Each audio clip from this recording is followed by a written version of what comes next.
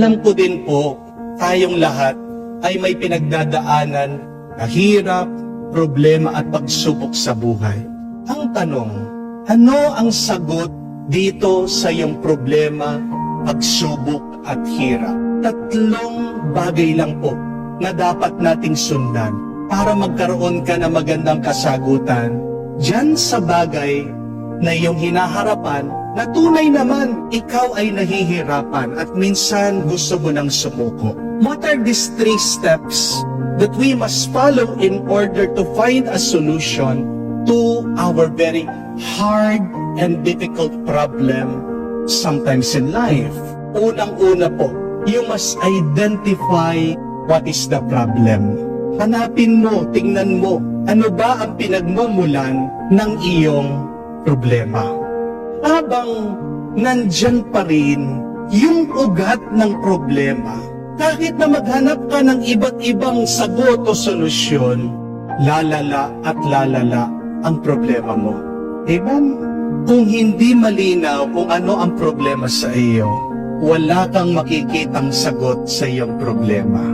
Para bang linis ka na ng linis sa bahay, pero hindi mo naman hinahanap o tinitignan saan nagmumula yung basura, saan nanggagaling yung dumi. Walisin mo, linisin mo, magpunas ka, pero ang pinagmumulan pala ng alikabok ay yung mga nakabukas na bintana. Kung hindi mo isasara ang bintana, mananatili na pumasok ang dumi sa inyong bahay. Amen? Kahit na po kayo ay mag-inom ng gamot. Kung palagi ka pa rin naglalasing, naninigarilyo, kumakain ng matataba, matatamis, ng bawal, wala pong kwenta yung gamot na yan. Amen? Alisin mo ang bisyo mo, gagaling ka. Mas maaga mong alisin, mas maaga kang gagaling. Amen? Kahit na suyuin mo yung asawa mo, bili mo siya ng regalo, magpasori ka ng magpasori, magpakumbaba ka, bumili ka ng katambak na mga bulaklak, kahit nabigyan mo siya ng pera, kung nananatili ka pa rin dyan sa hindi tamang relasyon, kung nananatili ka pa rin may komunikasyon at ugnayan sa iyong kabit, sa iyong kerida, kung hindi mo titigilan yung pagte-text mo dyan sa mga kung sino-sino mga babae na makita mo sa Facebook, wala pong kwenta.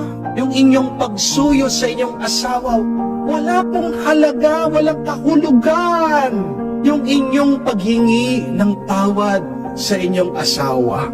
Mga kapatid, kahit na po kayo ay manalo ng loto, o kahit na makakita kayo ng taong magpapautang sa inyo, kung susugal ka pa rin, kung gastador ka pa rin, kung hindi mo babaguhin ang iyong lifestyle, mananatili ka pa rin na maghihirap at puno ng utang.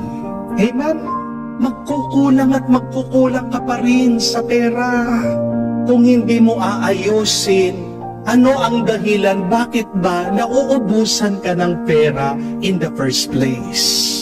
So the first challenge is, you must remove the root cause of your problem so that your problem will be solved. But secondly, hate your problem. Kung hindi mo kamumuhian, kung hindi mo kasusuklaman ang pinagmumulan ng iyong problema, babalik ka dyan. Ang problema ng ibang tao, masyado nilang minahal ang kanilang problema. Kaya, walang nagbabago sa buhay nila. If you won't hate your problem, you will love your problem. Amen? And because you love your problem will remain and your problem will grow. Tandaan niyo po ito.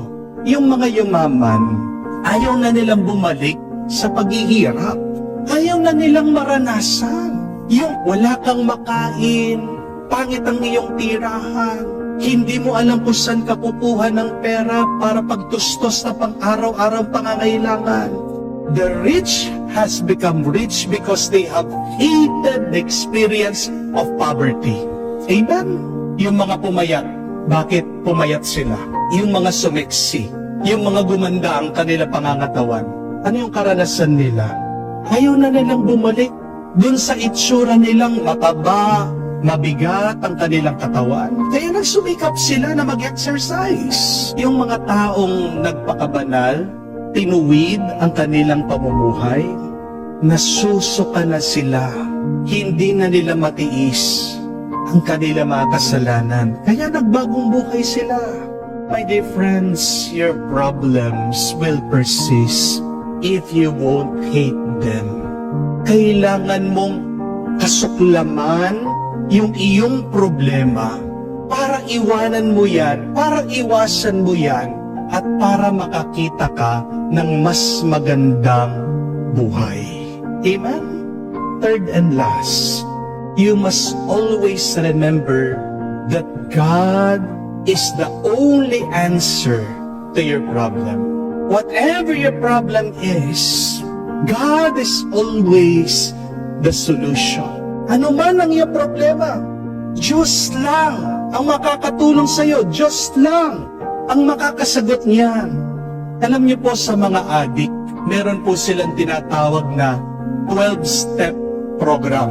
Pag pinasok po sa rehab, yung tao na hindi na niya kayang kontrolin yung kanyang addiction, ito po yung tinuturo sa kanila. Napakaganda po. Nung 2 unang hakbang para po magbago yung tao na addicted.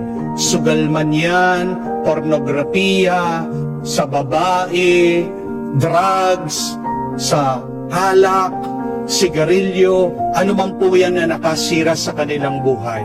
The first 2 steps, you have to admit that you are powerless over your addiction.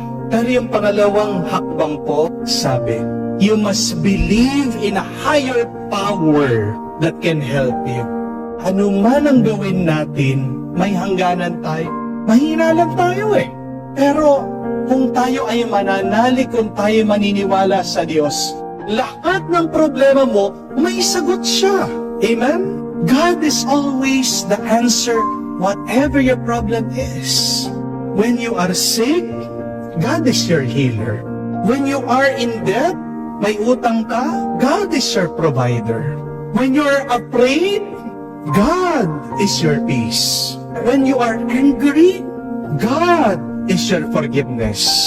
When you are in a fight, God is love. When there is trouble in your life, God is your protection.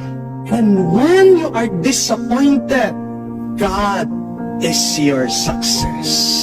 Mga kapatid, kung wala ang Diyos, walang mabuting mangyayari sa iyo. Amen? Kaya nga ang tanong, ano ba ang problema mo ngayon? Malala, madali, mabigat, magaan?